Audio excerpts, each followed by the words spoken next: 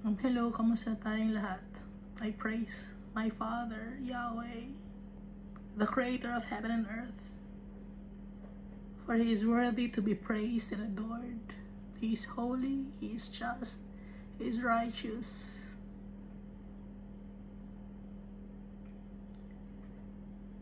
He created us in His image and likeness. He's full of wisdom, and no words can describe the goodness, the graciousness, the kindness, the love of our Father for us.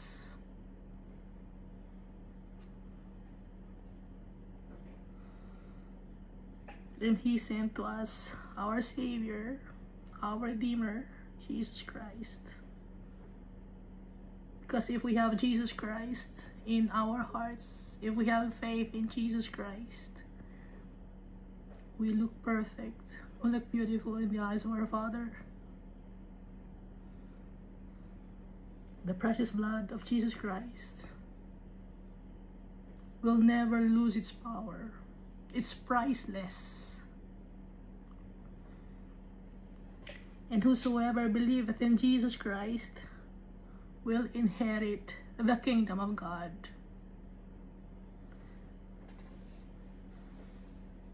And I thank also the Holy Spirit for showering us with blessings, showering us with fruits, and showering us with gifts of wisdom and knowledge.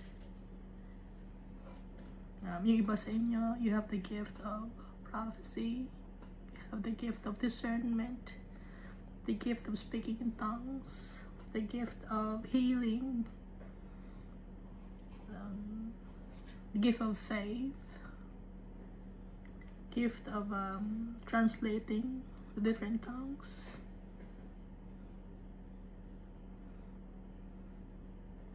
And ano pa ba? Marami mga gifts, no?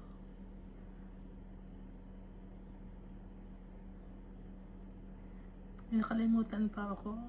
Gift of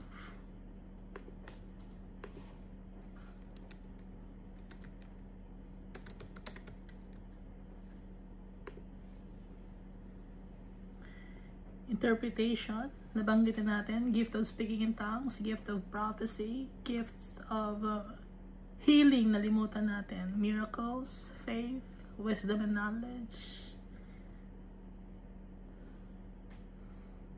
So all these things, they are gifts. Si Almighty Father ang nagdetermine kung anong gift ang ibibigay sa atin. It's gift. So, yung ibang tao, iba-iba ang gifts na nakukuha nila.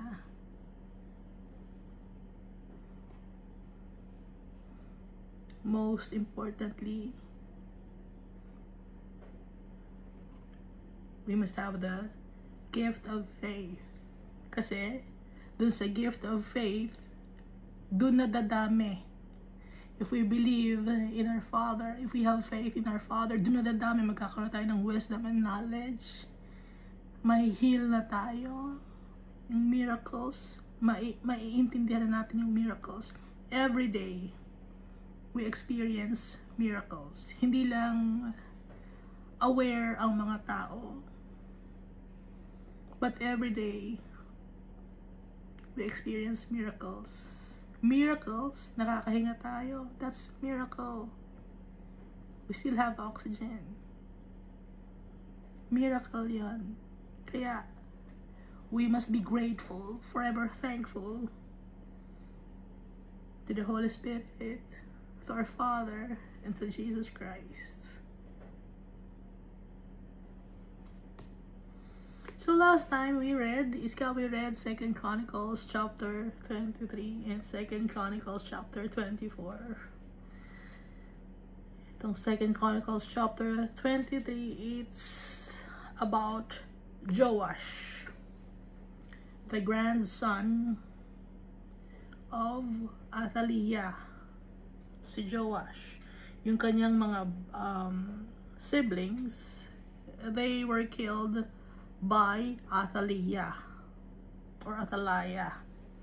Athaliah was a daughter of Ahab and Jezebel, so she was as wicked as her parents, and she had influenced her husband to worship false gods. Si Jehoram. And then yung anak nila, si Ahaziah, wicked din, and so he only reigned for a year, and he was killed by Jehu,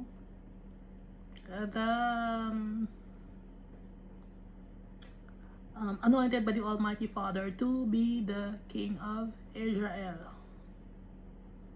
to cut off the lineage of Ahab from the kingdom of Israel.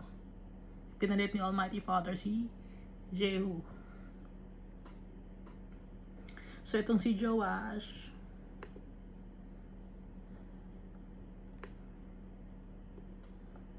he grew up in the temple of God. He was only 1 year old nung itinaka siya ng kanyang aunt kasi yung aunt niya was the wife of Jehoiada the high priest, and they lived in the temple of God. So itinaka siya kasi 1 year old lang siya. And then when he was already 7 years old, Jehoiada strengthened himself. Assemble siya ng army, tagabantay, and Joash was anointed as king of Judah. Si Athaliah, she was killed near the horse gate of Jerusalem. So nakita niya yung kanyang apo niya na to si Joash, kasi si Athaliah, yung anak niya si Ahaziah, na father ni Joash. So nakita niya yung kanyang grandson na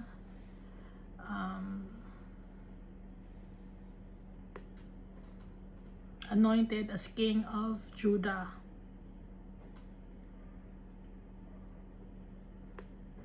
So for some time, like for 6 years, Athaliah was the one who became the leader of the kingdom of Judah. And then, hintay lang na mag 7 years old si Joash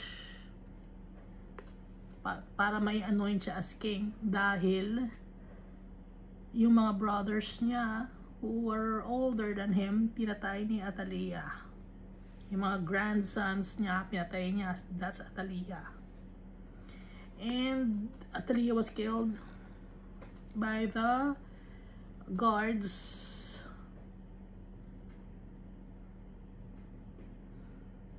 at the entrance of the horse gate. Hindi sa house of the Lord siya pinatay dahil she was wicked. Madudumihan ang house of the Lord.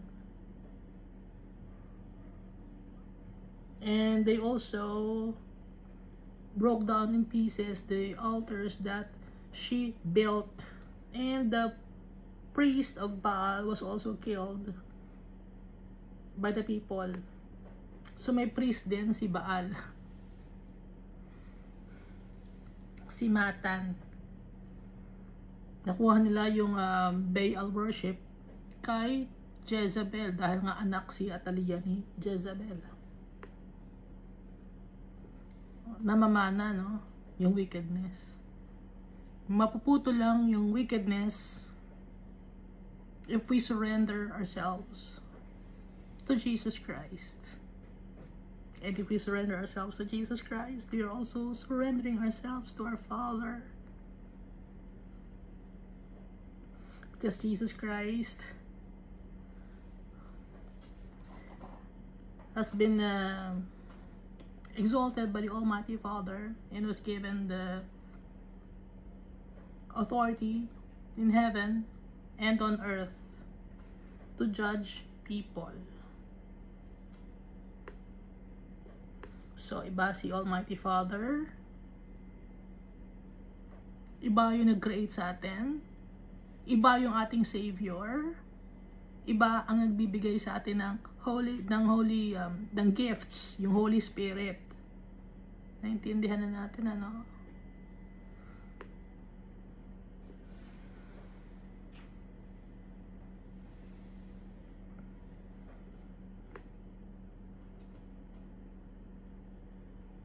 Kaya naging God si Jesus Christ, itinaas siya ni Almighty Father. Exalted His name above all names. Wala na iba pang names. Wala na iba pang religious leader. Wala na iba pang teacher. Only Jesus. And He's alive, kaya hindi niya kailangan ng representative. Hindi kailangan ni Jesus ng representative. He's alive. We can talk to Jesus anytime, anywhere. And we will use His name when we talk to our Father.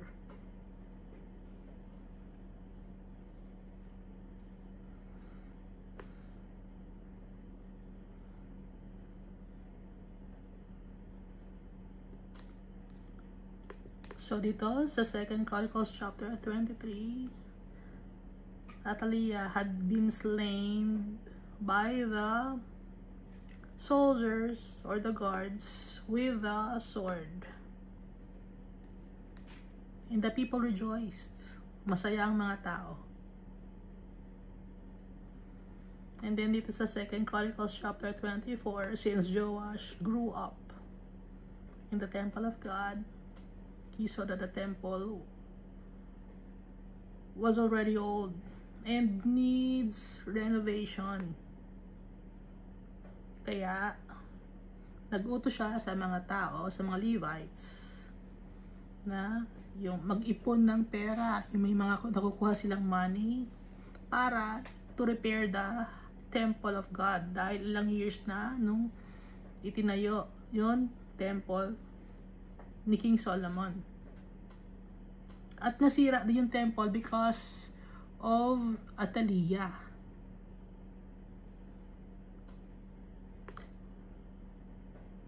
Hindi pinahalagahan.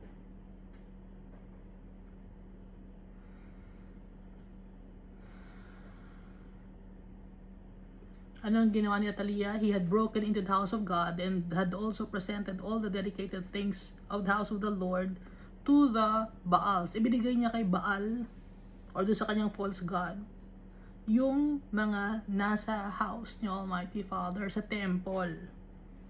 So now, asa ng temple ni Almighty Father nakalagay sa New Covenant or sa New Testament?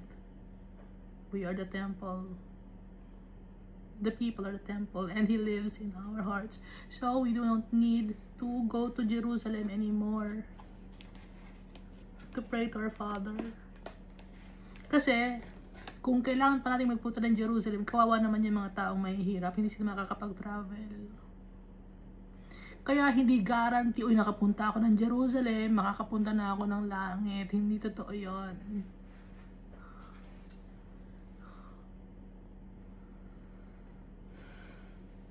Ang temple, tayo, Jesus, the Almighty Father, and the Holy Spirit, they live in our hearts. And if we converge, if we congregate, we are the church.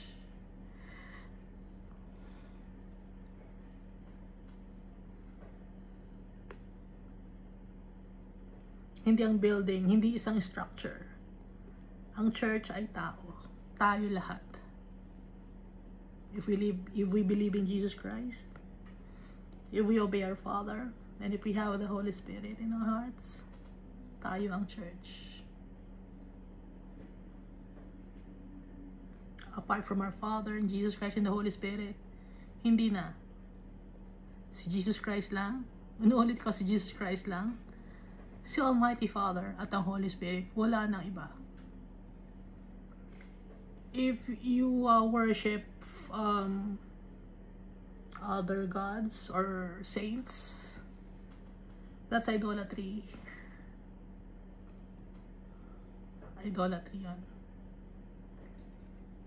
Hindi ina-acknowledge ni Almighty Father yon. If you call the saints, no, baka kasi sabihin nyo, hindi, saint naman yun eh, apostle yon ni Jesus. Hindi, apostle eh. Hindi naman si Jesus yon. Bakit hindi na lang dumirekta kay Jesus? Bakit idadano pa sa apostle? Mas madaling kausap si Jesus Christ. We are His friends. Bakit tayo matatakot? Friends tayo ni Jesus. He gave His life for His friends.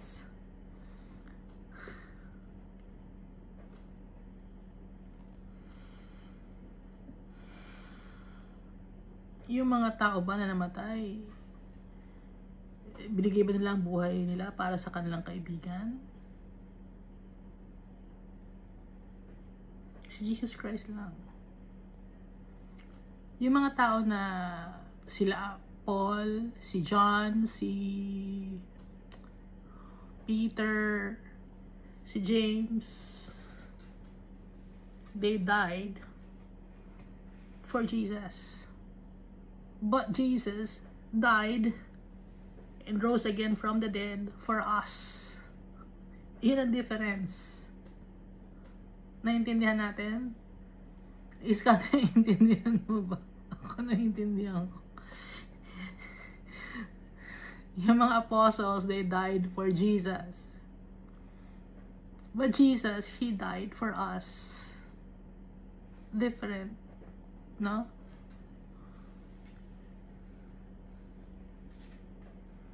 And Jesus rose again from the dead after 3 days. Walang ganon sa mga apostles that they rose again after 3 days.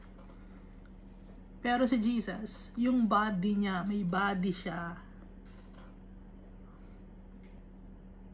Yung grave, walang laman. Pero asa na yung mga, tinatawag nyo na mga na mga tao na namatay na. Nabulok yung katawan, diba? Or naging abo na sila, or yung buto nila, alikabok na. But si Jesus, hindi. That's why we will worship Jesus.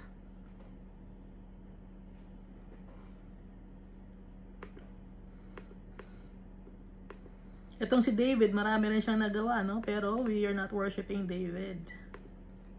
Hindi siya kasali sa mga dapat sambahin. Ang dapat lang i-worship, ulitin ko, si Almighty Father, si Jesus, at ang Holy Spirit.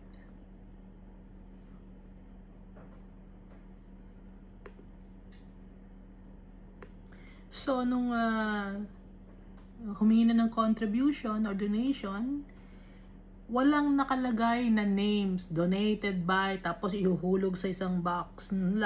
Isang chest lang to na may butas na maliit. Inuhulog doon yung pera. Walang names. Walang kung magkano, may limit yan na, or may threshold yan. Walang magbibigay ng maliit lang. Hindi. And then, yung tithes, para kanina yung tithes? Para sa mga Levites, sa mga walang lupa, no? Sa mga poor people, para sa mga widows, sa orphans, strangers, para sa kanilang tithes. Si Jesus, hindi siya nanghingi ng tithes. Nakita ba ninyo nanghingi ng tithes si Jesus? So, itong donation na to is for the temple. To renovate the temple or to fix the temple.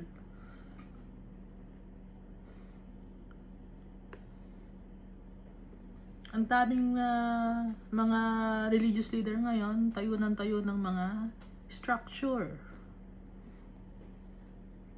Tapos pinipilit ang tao magbigay. Binibigyan pa nila ng presyo. Ito ang presyo sa'yo ha. Yung isang poste, ikaw ang magbibigay nun. Inaalat yun sa tao. Hindi ganon. Kung magkano lang ibigay ng tao, ha? At saka yung tithes, hindi ang paghihingi nun, ha? Ang hingi ba kayo ng tithes?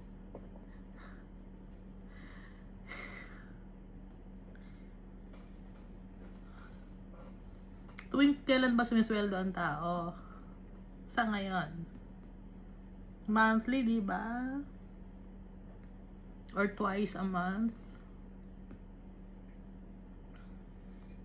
Pero ang ginagawa ninyo, inaaraw-araw ninyo, Wednesday, Friday, Saturday, nanghihingi kayo ng tithes.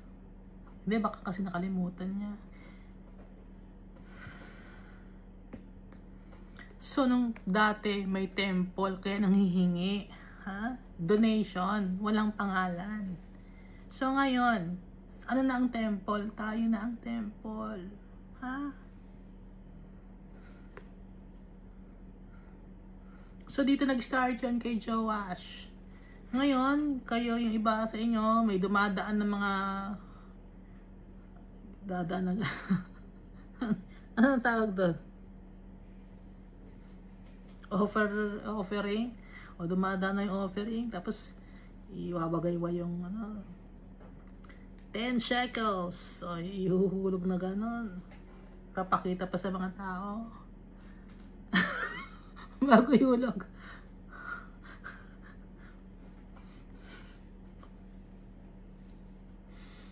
Magkano binigay mo? Ako, ganito ang binigay ko. Ay, naku, maliit ang binigay mo. Mas malaki ang binigay ko.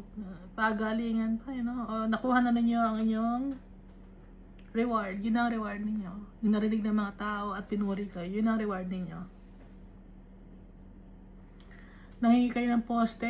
Alam ng tao na ikaw nagbigay ng poste. O nakuha mo na yung reward mo. Ikaw nagbigay ng pintura. Alam ng mga tao. O nakuha mo na reward mo. Anong reward yun? Purihin ng mga tao.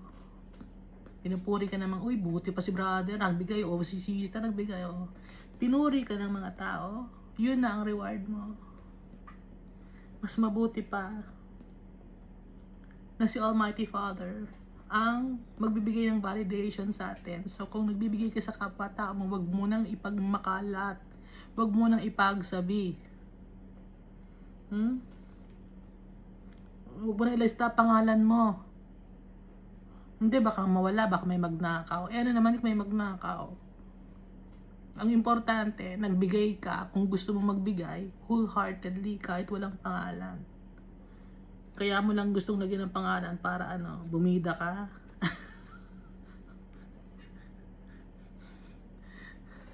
Malaki ang cheque, ang binigay ni brother. Tapos i-announce pa sa mga tao. Ha? Hindi ko makalimutan yan Ganon. So, kilala ko kasi yun nagbibigay ng clue. Nagbigay ng clue. Ay, alam ko na kung sino to. Marami ang binigay. 100 million. 100 million daw. Tapos may anak na siya ngayon. Uy, may asawa na siya ngayon. Uy, kilala ko na to.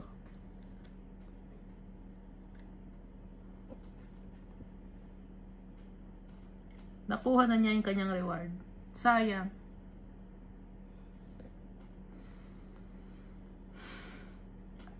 That's also manipulation. Bakit mo sinasabi sa mga tao? Yung religious leader, sinasabi niya sa mga tao na isang sister or brother nagbigay ng malaki. Bakit niya sinasabi sa mga tao? Para magbigay yung mga tao rin ng malaki. Uy, malaki pala yung bigay ni brother. Tayo rin, malaki rin ang bigay natin. That's manipulation. Hindi naiintindihan. Nagkamali siya ng salita.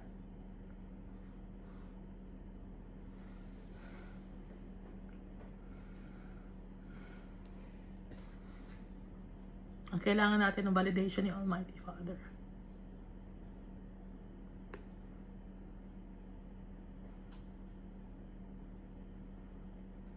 Ngayon dito, so natapos na yung kanilang paghingi. Natapos din, hindi continuous, natapos din.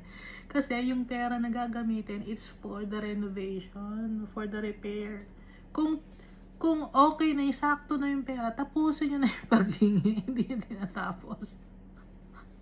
continuous natin, continuous ang paghingi, every ano yan, forever yung hingi na yan. Hindi rin ganon. Natapos ang paghingi ng offering. Dahil natapos na rin yung pag-renovate ng temple. Naintindihan natin? Hindi niya naintindihan.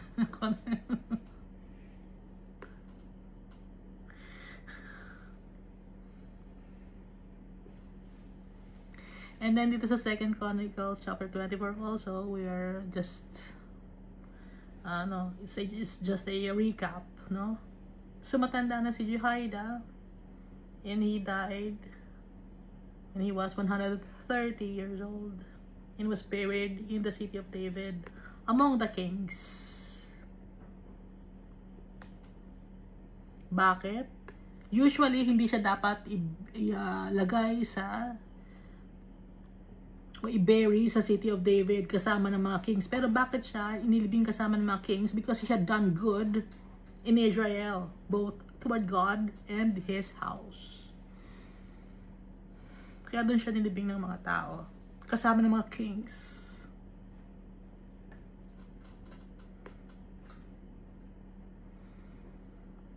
Ngayon si Jehoiada, meron siyang anak, si Zechariah. And then, ito namang si Joash, naligaw ng landas. May mga leaders of Judah na lumapit kay Joash. At nakinig si Joash sa leaders of Judah. Anong ginawa?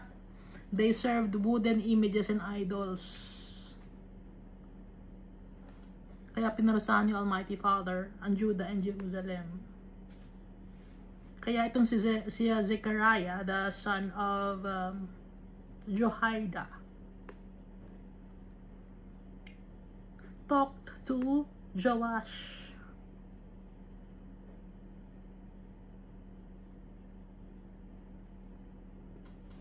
Sabi ni Zechariah, why do you transgress the commandments of the Lord? You sin against the Almighty Father. Hindi ka magiging prosperous. Hindi ka magiging abundant. Because you have forsaken the Lord, He also has forsaken you. So pag iniwan natin si Almighty Father, iiwan din niya tayo. If we are faithful to our Father, He is also faithful to us. Kasi hindi pa pwede si Almighty Father sa wickedness, sa abomination. Hindi pwede si Almighty Father sa mga ganong mga, hindi pwede. Dahil our Father, He is holy, He is righteous. Walang nabanggit, di ba? Ano ang pagkakapareha ng wickedness sa righteousness? Wala, di ba? Yung darkness sa light, walang pagkakapareho. Oppose sila. Ngayon, itong si Joash, nagalit kay Zechariah, the son of Jehoiada. Jehoiada was his foster father dahil para na rin yung tatay si Jehoiada. But then Joash did not remember the kindness of Jehoiada and killed Zechariah, the son of Jehoiada. So nung mamamatay na si Zechariah, the Lord look on it and repay. Alam ni Almighty Father at si Almighty Father ang gagawa ng kabayaran para kay Zechariah. So may mga repercussions ng mga wickedness na ginagawa ng mga tao.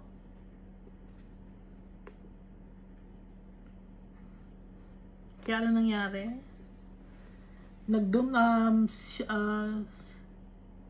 Inaway ng small company of men, no? Small lang sila, konti lang ang kanilang numbers, pero natalo nila ang kingdom of Judah is because of the Almighty Father. Parusa ni Almighty Father yun kay Joash.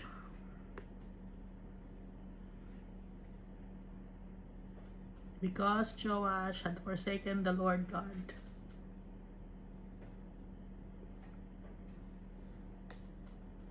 Ngayon nung si Joash, he was wounded.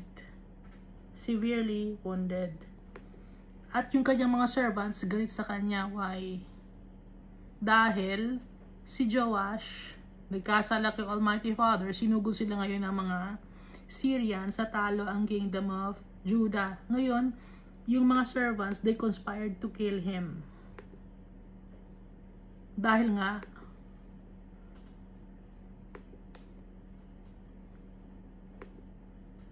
pinatay si Zechariah because of the blood of the sons of Jehoiada the priest and killed him on his bed.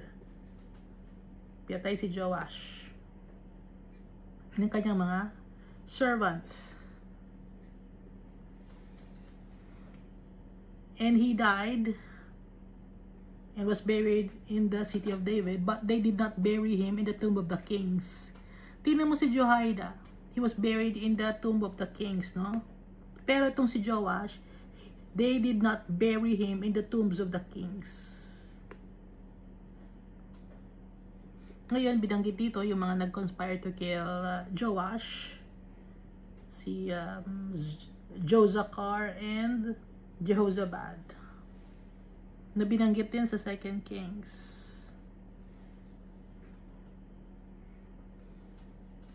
Sayang, no, ang ganda sana ng start ng pag-reign ni Joash as king. He was 7 years old when he became king. And then at the latter part of his life, he became evil. He did wickedness. Just to please the people, or just to please the leaders of Judah. Kasi nga lumapit sa kanya ang leaders ng Judah, tapos nag-worship sila sa Baal worship, no? Or pagsasabing Baal worship, kasama na rin syempre dito yung iba-ibang mga false gods or false deities. Or false or wooden images.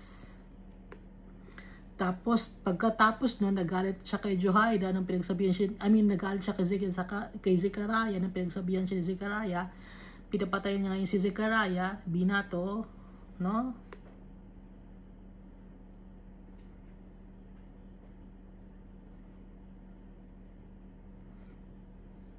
Binato ng bato. Tapos, sinugod naman sila ng mga Syrians na kahit na konti lang ang number ng mga Syrians, natalo sila.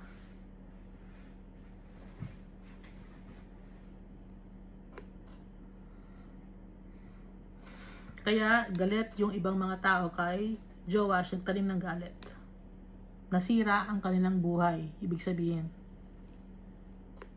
So dito tayo sa 2 Chronicles chapter 25. So the son of Joash was Amaziah. Amaziah was 25 years old when he became king. And he reigned 29 years in Jerusalem. 29 plus 25. 54. Tama ba? His mother's name was Jehoadan of Jerusalem. And he did what was right in the sight of the Lord, but not with a loyal heart.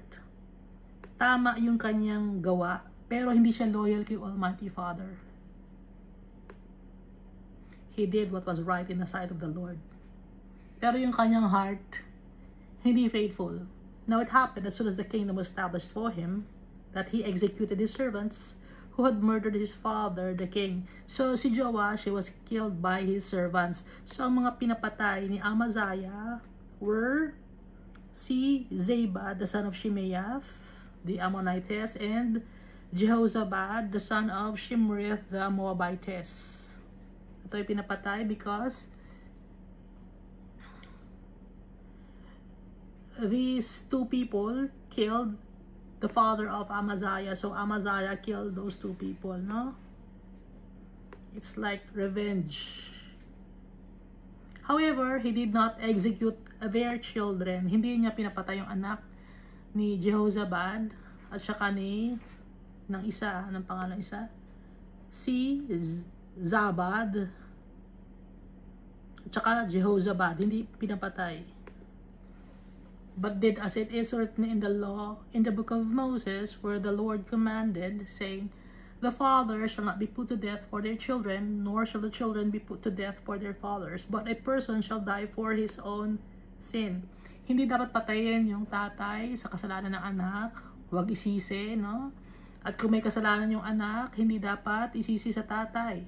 Kung may kasalanan yung tatay, hindi dapat isisi sa anak, hindi dapat dadalhin. Kundi ang isang tao ay mamamatay sa kanyang sariling kasalanan. Ngayon tayo, applicable sa atin yon. May mga tao that they are faithful to the Almighty Father, but their kids are not faithful. So, yung anak, yun ay mapupunta sa eternal damnation, pero yung father, mapupunta kay Almighty Father. Naintindihan natin? Hindi siya mapupunta sa impyerno kasi yung anak niya nasa impyerno, kaya mapupunta rin yung anak sa impyerno, no? I mean, yung tatay, naintindihan? Yung tatay, pag nagkasala, hindi siya daladala ng anak. So, apart, magkaiba, no? Magka-apart sila, magkahiwalay sila. Gaya sa atin, na pag tayo nagkasala kay Almighty Father, kung yung anak naman natin ay maayos kay Almighty Father, yung anak natin mapupunta kay Almighty Father, tapos tayo na wicked, mapupunta sa impyerno. Or, if tayo ay faithful kay Almighty Father, tapos yung mga anak natin ay wicked, sila ay mapupunta sa impyerno, tapos tayo naman ay mapupunta kay Almighty Father. Yun ang ibig sabihin ng a person shall die for his own sin. Accountability. Responsibility natin. Kanya-kanya tayo.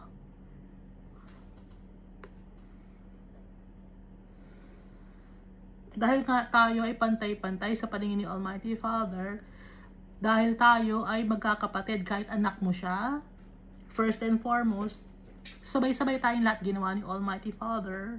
So, lahat tayo magkakapatid, brothers and sisters tayong lahat.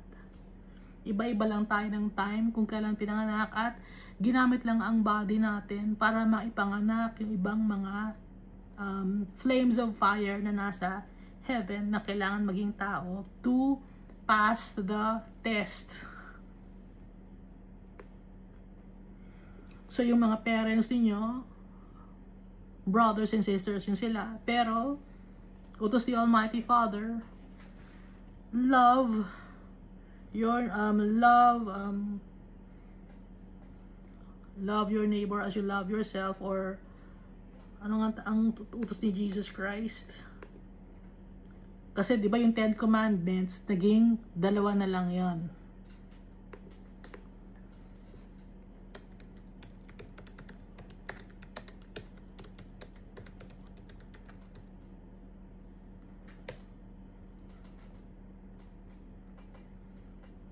Love your neighbor as yourself.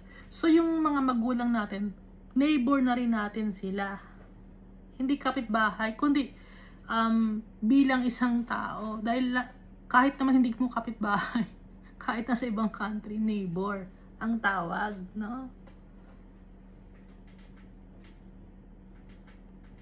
So, kasama na dito yung pagmamahal mo sa mga magulang mo, sa love your neighbor as yourself. Kasama na rito yung pagmamahal mo sa magulang mo.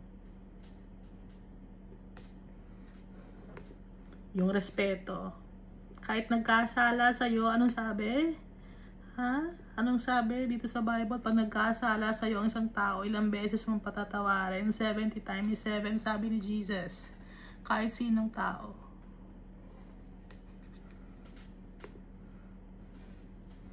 Kaya, a person shall die for his own sin.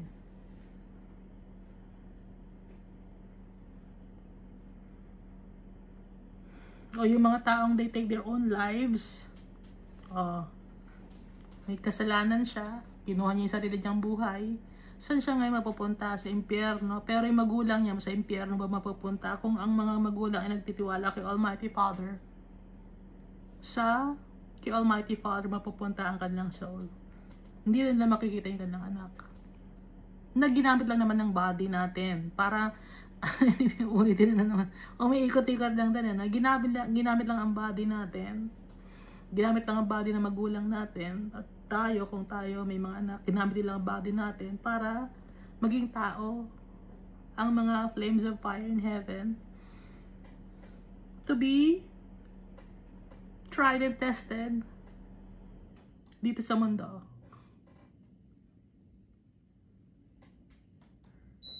Brown up.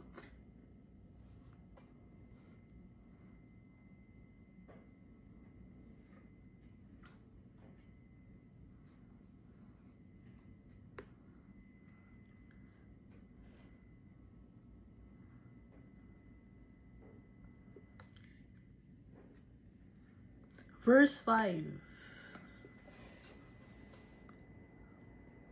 ng 2 Chronicles chapter 25. Moreover, Amaziah gathered Judah together and set over them captains of thousands and captains of hundreds according to their fathers' houses throughout all Judah and Benjamin, and he numbered them from 20 years old and above, and found them to be 300,000 choice men able to go to war, who could handle spear and shield. So, nung dati, importante yung mga men of valor. Kasi sila yung nakikipaglaban sa kanilang kingdom.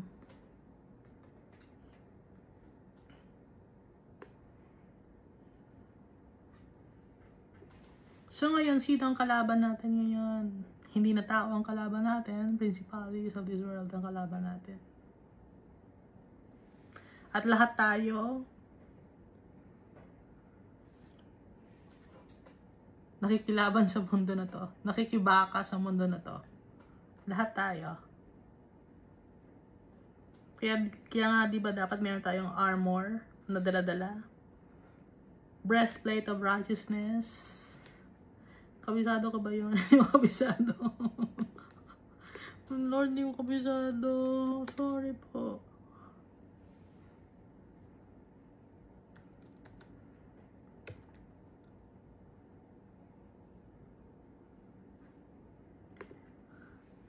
Ito. Ay.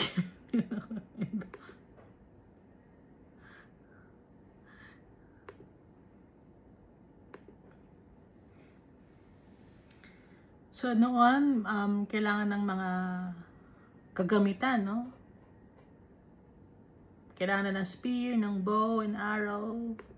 So, tayo, anong mga gamit natin? Ang gamit natin, yung armor of God. For we do not wrestle against flesh and blood, but against principalities, against powers, against rulers of the darkness of this age, against spiritual hosts of wickedness in the heavenly places. Therefore, take up the whole armor of God, that you may be able to withstand in the evil day, and having done all, to stand. Stand therefore, having girded your waist with truth, having put on the breastplate of righteousness. So, yung waist, no? Dapat matibay. Kasi yung waist, it's a strength yon. Yung strength natin, nakahawak tayo sa katotohanan. Yung pag sa waist, no? Kaya nga yung mga boxers, meron silang belt. Pag nananalo sila kasi ising strong sila.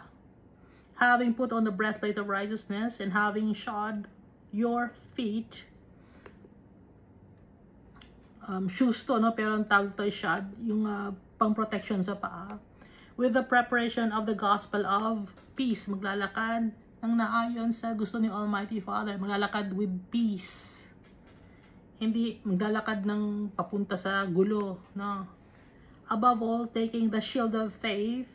So may pananampalataya dapat tayo, dahil sometimes tatapunan tayo ng wickedness ng kung ano-ano. We have the shield of faith, with which we'll be able to quench all the fiery darts of the wicked one. And take the helmet of salvation. Sa ulo natin, alam natin na may helmet tayo of salvation.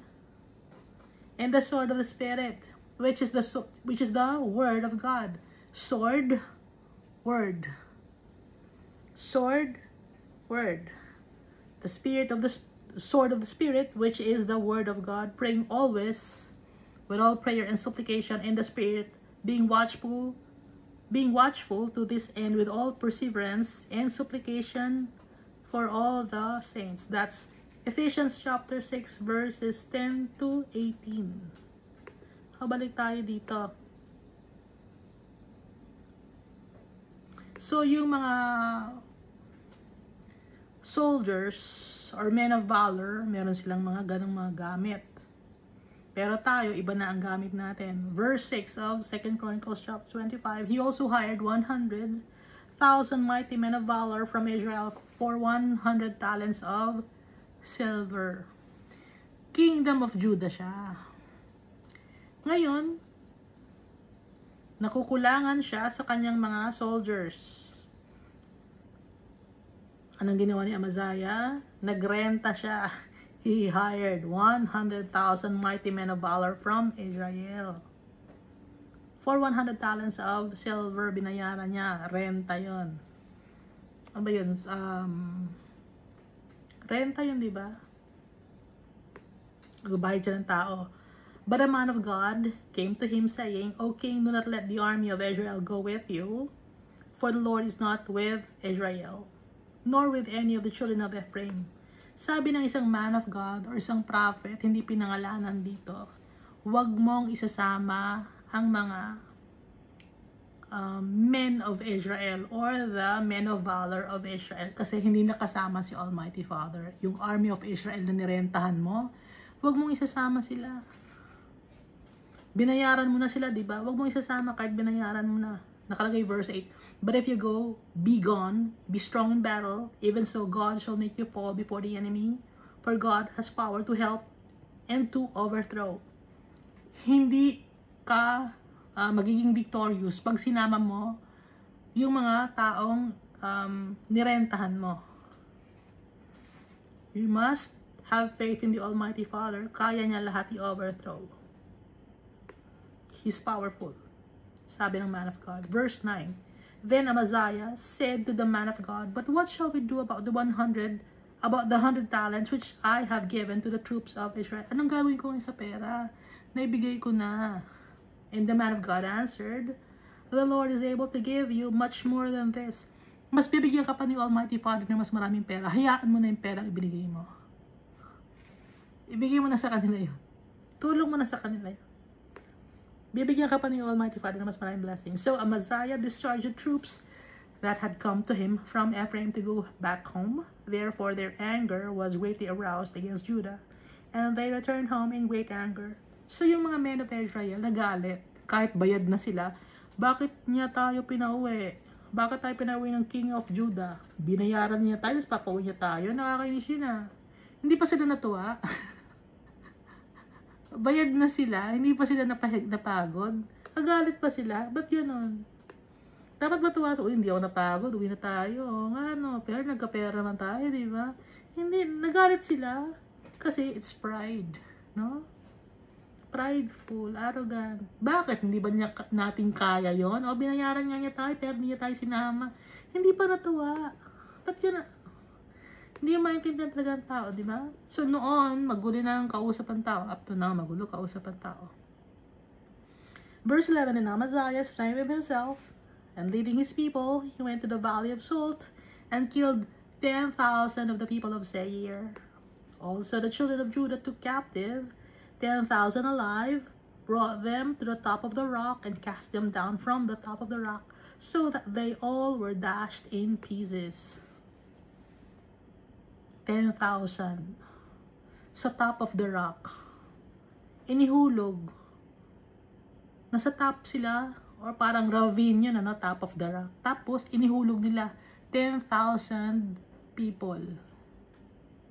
Ganun ang war noon. Kaya nagdurog-durog yung mga tao. Kasi ang taas ng binagsak nila.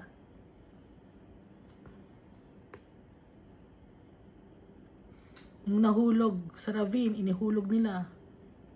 Dashed in pieces. Durog. Pagdating sa ibaba, durog. Verse 13, But as for the soldiers of the army which Amaziah had discharged, so that they would not go with him to battle, they raided the cities of Judah from Samaria to Beth-horon, killed 3,000 in them, and took much spoil. Instead of being grateful to King Amaziah, they went to the cities of Judah. Sos, Beth-horon. Nasa Samaria sila. Nagpunta sila sa Beth-horon. They killed 3,000. At kumuha pa sila ng plunder. Yung mga tao na binayaran ni Amaziah na mga people of Israel, army of Israel, na binayaran, bayad na sila ha. Nagalit sila, ni-raid nila yung Beth-horon. Now it was so, after Amaziah came from the slaughter of the Edomites, that he brought the gods of the people of Seir, set them up to be his gods, and bowed down before them, and burned incense to them. Tingnan mo itong si Amaziah. Nanalo siya against his enemies, against the Edomites. Anong ginawa niya? May nakita siyang mga wooden images or false deities or molded images. Inuwi niya sa kanya. And then he bowed down before them and burned incense to them. Natalo na nga niya ang mga Edomites because of the Almighty Father. Walang nagawa yung mga wooden images ng mga Edomites. Anong ginawa niya? Inuwi pa niya, tapos sinamba niya. Wicked si Amaziah. Therefore, the anger of the Lord was aroused against Amaziah, and he sent him a prophet who said to him, nagpadala ng prophet si Almighty Father, why have you sought the gods of the people, which could not rescue their own people from your hand? Bakit mo sinamba ang mga Diyos-Diyosan, molded images, wooden images, or carved images ng mga tao na tinalo mo? Kaya mo sila natalo dahil kay Almighty Father, tapos ngayon inuwi mo yung kanilang Diyos-Diyosan para sambahin mo. Anong klase kang tao? Walang nakalagay doon anong klase kang tao. Basta, hindi kumukonek sa utak. Ba't ito si Amaziah? Dahil wickedness ang kanyang nasa heart, hindi siya loyal to Almighty Father. Verse 14, so it was, as he talked with him, that the king said to him, have we made you the king's counselor? Cease, why should you be killed? Then the prophet ceased and said, I know that God has determined to destroy you, because you have done this, and have not heeded my advice. Di ba ikaw ang counselor ng king? Tumigil ka na, counselor ka lang. Ibig sabihin ni Amaziah, tumigil ka na, huwag kang magsalita. Hindi ka dapat patayin eh. Bakit papatayin kita? I-counselor kita. Dapat manahimik ka na lang. Ang sagot ng prophet, si Almighty Father has determined to destroy you. Papatayin ka ni Almighty Father. Sisirain ka niya. Because you have done this and have not heeded my advice. Dahil ginawa mo ang wickedness na to, hindi ka nakinig sa akin. Now Amaziah, king of Judah, asked advice and sent to Joash, the son of Jehoahaz, the son of Jehu, king of Israel, saying, come, let us face one another in battle. Ngayon, itong king of Israel, hindi kasi binabanggit dito sa 2 Chronicles, yung mga kings of Israel. No? Nakafocus ito sa kings of Judah. So, naging king na si Jehu. Ngayon si Jehu, meron siyang anak si Jehoahaz. Ngayon si Jehoahaz, meron siyang anak ang pangalan Joash. No? So pangatlong generation na ni Jehu to. Or Jehoahaz na nakalagay sa 2 Kings chapter 14 verse 8. Inaaya niya yung kingdom of Israel na maglaban sila, si Amaziah at si Joash. Kingdom of Judah versus kingdom of Israel. Inaaya niya maglaban sila. Verse 18, and Joash, king of Israel, sent to Amaziah, king of Judah, saying, the thistle that was in Lebanon sent to the cedar that was in Lebanon, saying, give your daughter to my son as wife. And a wild beast that was in Lebanon passed by and trampled the thistle. Matatalo ka namin. Na-defeat, ito, diretso natin na verse 19, and did you say that you have defeated the Edomites? Natalo mo yung mga Edomites? Aminado kami ito, natalo mo. And your heart is lifted up to boast. Naging mayabang ka dahil natalo mo ang mga Edomites. Stay at home now. Why should you meddle with trouble, that you should fall, and you and Judah with you? Napakayabang mo. Natalo ka against the Edomites. Ngayon, challenge mo ang kingdom of Israel. Ang dapat sa'yo, huwag kang maging mayabang, manahimik ka na lang sa bahay mo, bakit gusto mo pa ng gulo? Translate natin. Bakit gusto mo pa ng gulo? Manahimik ka, pati ang kingdom of Judah, manahimik kayo. Ha? Natapos mo na yung laban mo sa Edomites eh. Nagyabang ka na ngayon. O, kaya ba kaming kalabanin? Manahimik ka na lang. Ha? Sabi ng apo ni Jehu na si Joash, king of Israel. But Amaziah would not heed, for it came from God, that he might give them into the hand of their enemies, because they sought the gods of Edom. Dahil matigas ang ulo ni Amaziah, at inalaw ni Almighty Father yun. Nasa heart ni Amaziah na makipaglaban sa kingdom of Israel because of the Almighty Father. Inilagay ni Almighty Father yun sa heart ni Amaziah para matalo si Amaziah, to give them into the hand of their enemies. Dahil anong kasalanan ni Amaziah? Sinamba niya yung gods of Edom na natalo niya. Napaka-illogical na tong si Amaziah, no? Verse 21, so Joash, king of Israel, went out, and he and Amaziah, the king of Judah, faced one another at Beth-Shemesh, which belongs to Judah. So since makulit, no, mapilit si Amaziah, hindi naman umurong si Joash. So they faced one another at Beth-Shemesh, which belongs to Judah.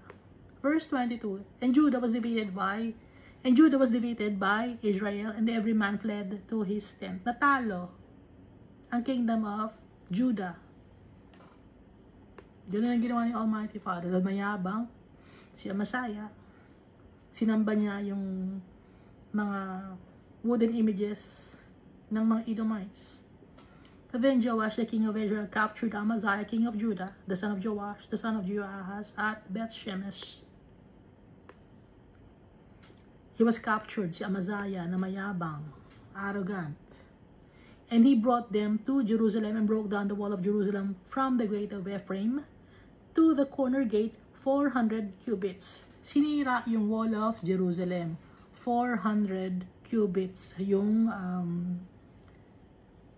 haba ng sinira nilang wall. From the gate of Ephraim to the corner gate, 400 cubits ang sinirang wall. And he took all the gold and silver, all the articles that were found in the house of God with Obed-Edom, the treasures of the king's house and hostages, and returned to Samaria. Dahil sa Samaria, yun ang parang capital or citadel ng kingdom of Israel. Ang capital naman ng kingdom of Judah was Jerusalem. So natalo yung kingdom of Judah dahil nga arrogant si Amaziah, and the Almighty Father allowed it to happen because Amaziah worshipped the false deities, the wooden images of the Edomites. Verse 25 of 2 Chronicles chapter 25. Amaziah, the son of Joash, king of Judah, lived 15 years after the death of Joash, the son of Joahaz, king of Israel. Pero, mas nauna pang namatay si Joash kaysa kay Amaziah. Bakit? Pero tinalo diba ni Joash si Amaziah? Pero mas nauna namatay si Amaziah. 15 years pang nabuhay si Amaziah compared kay Joash na king of Israel. Kahit natalo siya ni Joash, mas mahaba ang buhay ni Amaziah. Bakit? Nakalagay din dito. Now the rest of the acts of Amaziah from first to last, indeed they are not written. Indeed are they not written in the book of the kings of Judah and Israel sa First Kings, no? First Kings or Second Kings? Yun ang binabanggit dito, Book of the Kings of Judah and Israel. So that's 1st and 2nd Samuel, 1st and 2nd Kings. Yun yung sasabing books of the kings of Judah and Israel. Verse 27, after the time that Amaziah turned away from following the Lord, because Amaziah was unfaithful to the Almighty Father, they made a conspiracy against him in Jerusalem, and he fled to Lachish, but they sent after him to Lachish and killed him there. So kaya nabuhay si Amaziah ng 15 years, more than Joash, after their battle, kahit natalo ni Joash, si Amaziah, it's because he fled to Lachish. Nagtago sa Lachish yung king, si Amaziah. And then, galit ang mga tao sa kanya.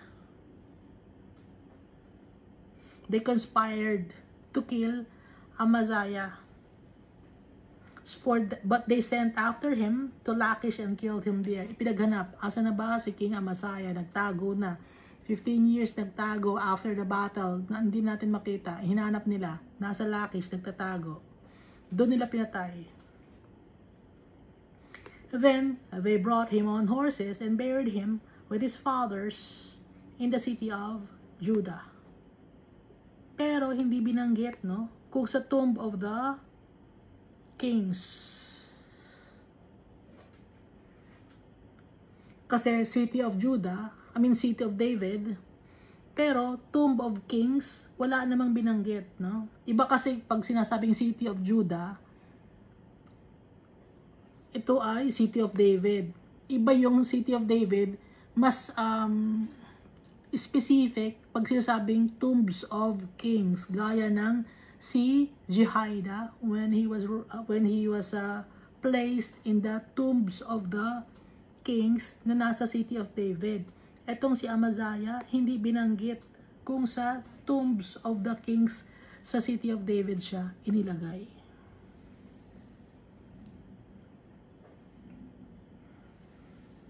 So ito yung life ni Amaziah.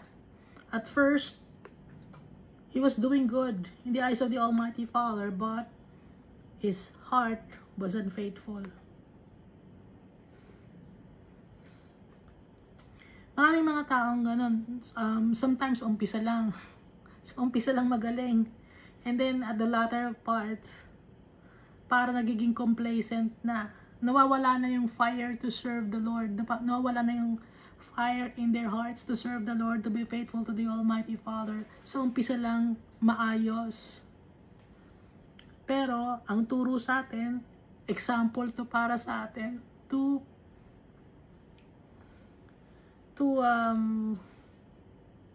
be faithful to the Almighty Father to the end.